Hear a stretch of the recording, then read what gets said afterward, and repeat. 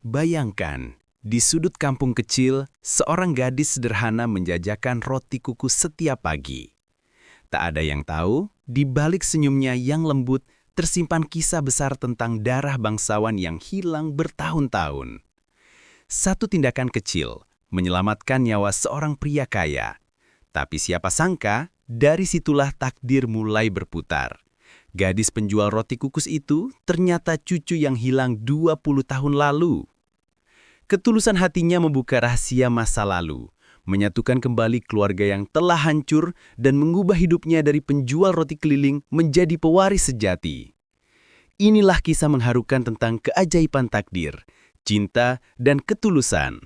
Gadis penjual roti kukus, cucu yang hilang bertahun-tahun. Jangan lupa siapkan tisu, karena kisah ini akan menyentuh hatimu. Pagi di kampung kecil itu selalu dimulai dengan aroma roti kukus. Dari gang sempit di belakang pasar, terdengar suara lembut seorang gadis. Roti kukus hangat, roti pandan, coklat, keju. Namanya Rania, usia 20 tahun. Tubuhnya mungil, tapi tangguh. Setiap hari ia berjalan sejauh 5 kilometer menyusuri jalanan dengan keranjang rotinya yang sudah mulai usang. Tangannya yang halus terbakar matahari, tapi hatinya tetap lembut. Ia tinggal bersama Nenek Sumi, wanita renta yang menjadi satu-satunya keluarga yang ia kenal. Rumah mereka kecil, berdinding anyaman bambu. Di dalamnya cuma ada dipan kayu, tungku tanah liat, dan foto lama Ibu Rania yang sudah pudar di tembok. Rania tak tahu siapa ayahnya dan Nenek Sumi selalu mengelak kalau ditanya. Yang penting kamu hidup baik, nak. Masa lalu biarlah jadi rahasia. Begitu kata nenek. Hari itu Rania seperti biasa berangkat sebelum matahari muncul. Tapi pagi itu berbeda. Langit tampak lebih gelap dari biasanya. Awan menggantung berat dan udara terasa dingin. Ia baru saja melintasi jalan raya besar ketika dari kejauhan terdengar bunyi klakson panjang. Sebuah mobil hitam melaju kencang, menabrak genangan air, dan hampir menghantam seorang kakek tua yang menyeberang pelan di depan Rania. Tanpa berpikir panjang, Rania melempar keranjangnya dan berlari. "Pak, awas!" Tangannya menarik tubuh si kakek ke tepi jalan tepat sebelum mobil itu menghantam mereka. Tubuh Rania terjatuh, lututnya tergores, keranjang rotinya terbalik. Semua roti kukusnya berhamburan di aspal. Mobil berhenti mendadak. Dari dalam keluar seorang pria muda berjas, tampan, tapi jelas panik. "Kakek, astaga, kakek nggak apa-apa," serunya sambil berlari. Rania membantu si kakek duduk di trotoar. Wajahnya pucat, nafasnya terengah-engah. "Nggak apa-apa, Pak. Luka di mana?" tanya Rania cemas. Kakek itu menatap Rania dengan pandangan yang sulit dijelaskan. Mata tuanya bergetar, seolah ada kenangan jauh yang tiba-tiba muncul di kepalanya. "Saya baik-baik saja, nak. Terima kasih." Pria muda itu, Evan, menatap Rania, masih terengah-engah. "Kamu yang nolong kakek saya. Tuhan, kalau bukan karena kamu." Rania hanya tersenyum gugup. "Saya cuma kebetulan lewat. Untung sempat narik beliau." Tapi di dalam hatinya, ia mulai khawatir karena roti-rotinya hancur. Hari itu, mungkin ia tak bisa membawa uang pulang. Kakek itu memegang tangan Rania pelan. "Matamu seperti seseorang yang dulu pernah aku kenal." Rania bingung.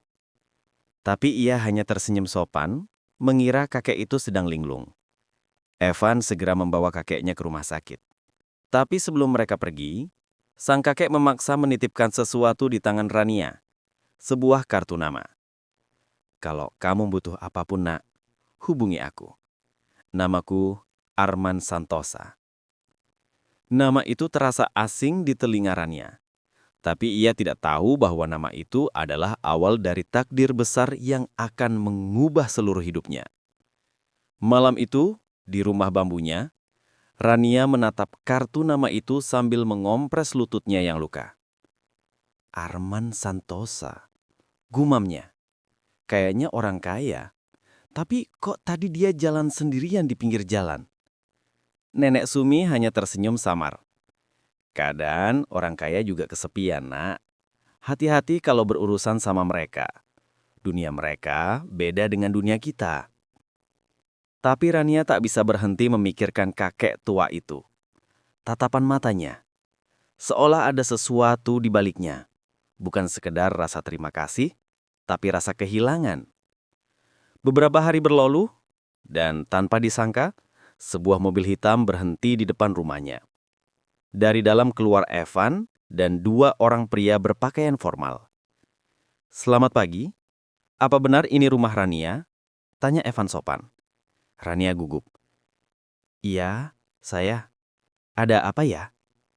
"Kakek saya ingin bertemu. Beliau ingin berterima kasih secara langsung dan mengganti kerugian kamu waktu itu."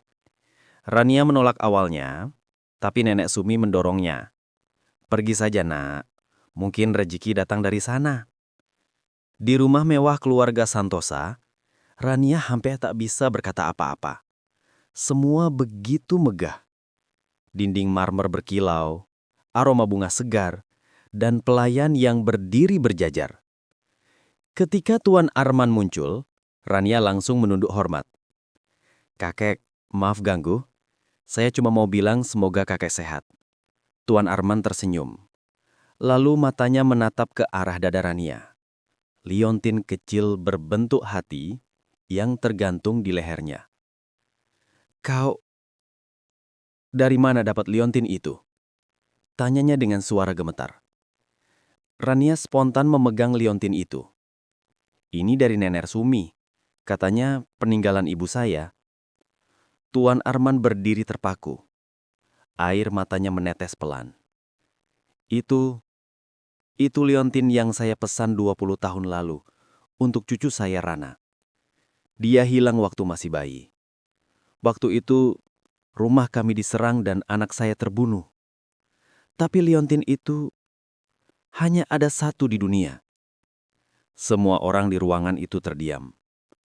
Evan menatap Rania antara kaget dan tak percaya. "Apa maksudnya, kek? Jangan bilang." Tuan Arman berbisik. Dia cucuku." Rania tidak langsung percaya. "Saya cucu kakek. Tidak mungkin. Saya cuma gadis biasa, penjual roti kukus. Nenek Sumi yang membesarkan saya." Tuan Arman memaksa menghubungi tim medis untuk tes DNA. Rania sempat menolak, tapi Nenek Sumi akhirnya datang ke rumah besar itu dan menatap Rania dengan mata berkaca. "Sudah saatnya kamu tahu semuanya, Nak."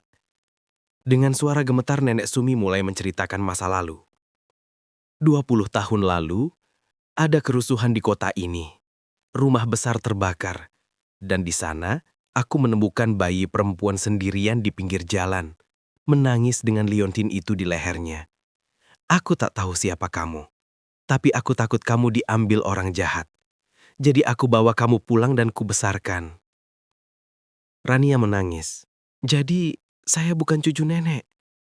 "Tidak, tapi di hati nenek, kamu tetap cucuku," jawab Nenek Sumi sambil mengeluknya erat. Beberapa hari kemudian, hasil tes keluar. Hasilnya positif.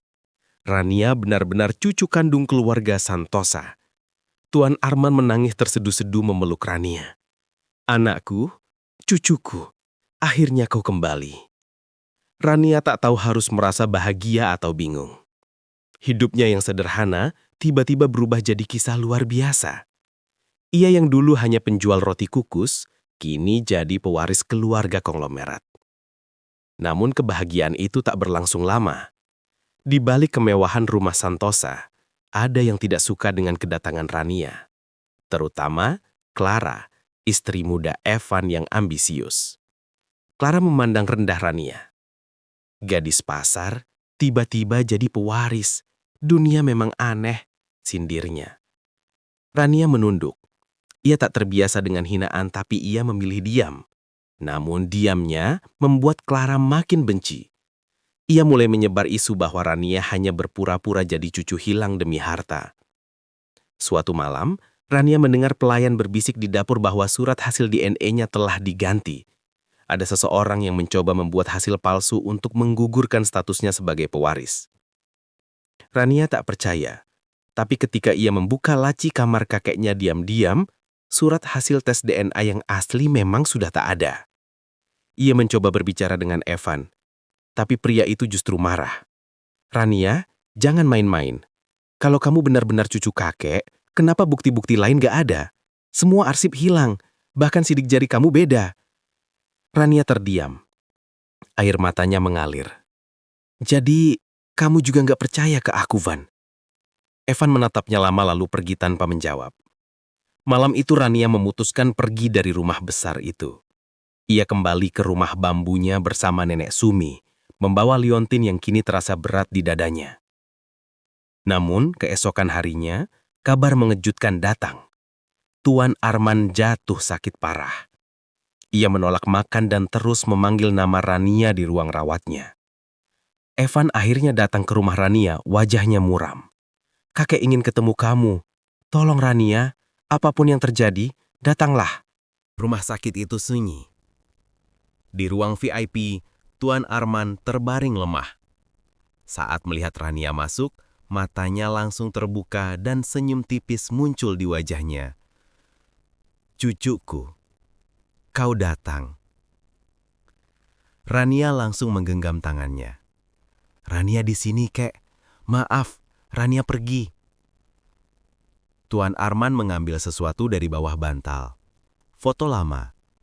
Di dalamnya, seorang bayi kecil memakai liontin berbentuk hati yang sama. Itu kamu. Ini bukti terakhir yang aku simpan waktu semuanya hancur.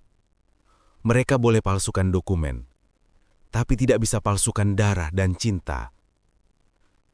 Evan yang berdiri di sudut ruangan menunduk, matanya berkaca. Ia akhirnya percaya. Maaf Rania, aku salah menilai kamu. Rania hanya tersenyum. Air matanya jatuh. Yang penting kakek sehat, aku nggak peduli soal harta. Namun Clara yang diam-diam mengintai dari luar semakin murka. Ia tak ingin posisi keluarganya tergeser oleh gadis pasar itu. Malam itu juga ia menyuruh seseorang untuk membakar rumah Nenek Sumi agar semua bukti masa lalu Rania lenyap. Api menjalar cepat.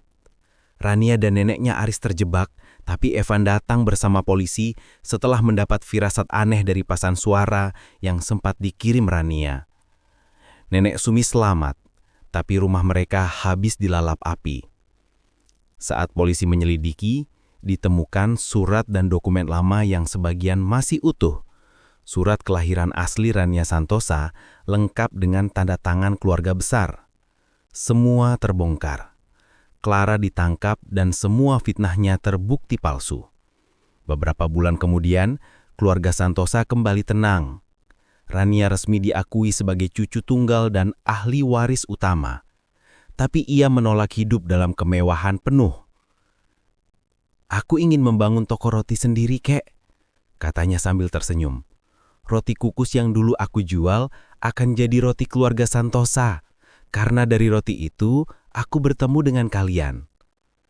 Evan membantu mendirikan toko besar dengan nama Roti Kukus Rania dan Nenek di pusat kota. Usaha itu sukses besar karena bukan hanya rasanya yang lezat, tapi juga kisah di baliknya yang menyentuh hati. Tuan Arman melihat dari kursi rodanya, tersenyum haru. Cucuku bukan hanya menyelamatkan nyawaku, tapi juga menyelamatkan keluarga ini. Evan menatap Rania lembut. Dulu, kamu cuma penjual roti kukus yang kotor dan berdebu. Sekarang kamu pewaris. Tapi bagiku, kamu tetap gadis yang sederhana dan berani. Itu yang membuatku jatuh cinta. Rania senyum malu. Kamu ini suka bercanda aja. Tapi di wajahnya, rona bahagia tak bisa disembunyikan. Beberapa tahun kemudian, di taman besar rumah keluarga Santosa, pesta kecil digelar. Rania dan Evan duduk di bawah lampu gantung yang berkilau. Di meja penuh roti kukus berbagai rasa. Simbol dari awal perjalanan mereka. Anak-anak kecil berlarian sambil membawa roti. tertawa riang. Nenek Sumi duduk di kursi roda, tersenyum puas. Tuan Arman yang sudah tua menatap ke langit malam dan berbisik.